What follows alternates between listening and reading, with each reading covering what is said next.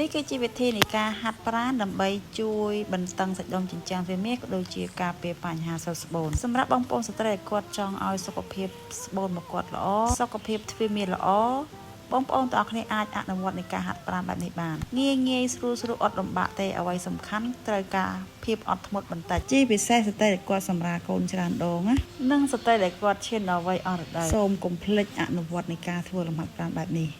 សូមណែនាំជាពិសេសសម្រាប់ស្ត្រីដែលគាត់កំពុងតែមានបញ្ហាលាន់ស្បូនស្រុតស្បូនស្ត្រីដែលគាត់ចង់ថែបំពន់ទៅលើសុខភាពទ្វាមាសឲ្យរឹងមាំឲ្យក្មេងជាងវ័យបងប្អូនស្ត្រីអាចប្រើប្រាស់ជាមួយនឹងសេរ៉ូមស្ត្រី Nona KH នេះបានជាប្រភេទវីតាមីនសេរ៉ូមស្ត្រីដែលមានតួនាទីក្នុងការដោះស្រាយបញ្ហាក៏ដូចជាថែបំពន់ទៅលើតំបន់ពិសេសឲ្យក្មេងជាងវ័យបានវ័យពិសេសនៅក្នុងសារធាតុសេរ៉ូមនេះគឺសម្បូរទៅដោយវីតាមីននិងសារធាតុអរម៉ូនដែលទ្វាមាសរបស់ស្ត្រីត្រូវការជាចាំបាច់ចង់បានសុខភាពបន្តពូជល្អទ្វាមាសល្អកុំភ្លេចជាមួយនឹងសេរ៉ូមស្ត្រី Nona KH ខ្ញុំសាកប្រើទៅដូចអត់មានបញ្ហាអីផងហើយរួចទៅលើកមុនខ្ញុំរៀងអមាស់តិចកំតែឥឡូវខ្ញុំតែប្រើបាន2-3ដងណាអ្នកគ្រូឥឡូវហ្នឹងដូចអត់អីដែរអ្នកគ្រូដូចវារៀងអន់ល្មមអញ្ចឹងណាហើយមួយទៀតអ្នកគ្រូខ្ញុំចង់សួរថាស្រោមហ្នឹងមួយថ្ងៃយើងប្រើប៉ុន្មានដងស្រោមហ្នឹងតែយើងថ្ងៃយើងអាចប្រើបានប៉ុន្មានដងដែរព្រោះ